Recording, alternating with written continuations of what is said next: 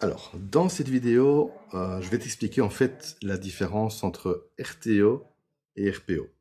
Pourquoi cette vidéo? Bah d'abord parce qu'il m'arrive encore de réfléchir 30 secondes avant de répondre. Pas vraiment de me tromper, mais il me faut parfois un petit temps, tu vois, de projection mentale. Ensuite, parce que certains me l'ont demandé. Et puis, tu auras forcément une question là-dessus dans le CISA, le CISSP, l'ISO 22301, ITIL et le CISEM. Et ça, c'est un extrait de mes slides CISEM. Si tu fais attention, tu vois, il y en a 600. Donc, petit extrait. Et enfin, bah, parce que je vous l'avais promis dans la dernière vidéo.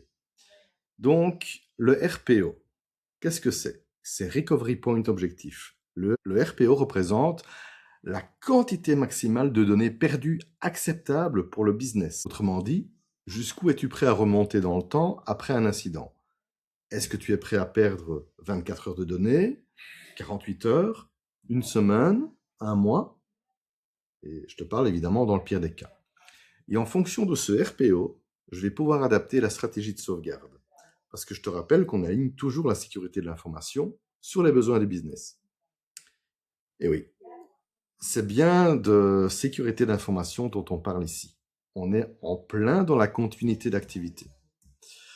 Ensuite, à droite du slide, tu verras qu'on a le RTO, Recovery Time Objectif. Et le RTO représente le temps maximal acceptable pour établir un service, ou une application, ou un process.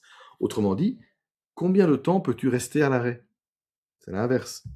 Est-ce que tu peux rester 5 minutes, 1 heure, 4 heures, 2 heures? Et là, tu vas voir qu'il existe un lien très fort en fait entre le RPO à gauche et le RTO à droite. Donc on a besoin des deux. Si le business ne me donne ni RTO ni RPO, bah, je vais prendre des backups. Je vais même pouvoir les restaurer, mais peut-être en dehors des délais acceptables ou avec une perte de données que le métier n'acceptera pas. Et là, on a un problème. D'ailleurs, un backup ne garantit pas le RPO et le RTO. Tu peux avoir une sauvegarde parfaite. Si le business exige un retour à la normale en 2 heures, ton backup ne résout rien.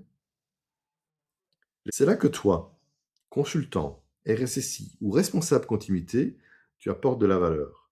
Tu dois les aider à réfléchir, à leur tirer les vers du nez. Oui, dans le métier, on appelle ça un workshop. Parce qu'avant de choisir des backups, de la réplication, du clustering, du cloud, un plan de reprise d'activité, il faut comprendre ce que le business est prêt à perdre. Et combien de temps il peut rester à l'arrêt. C'est seulement après qu'on dimensionne correctement la solution de reprise.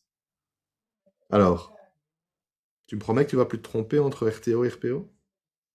Allez, j'attends tes commentaires.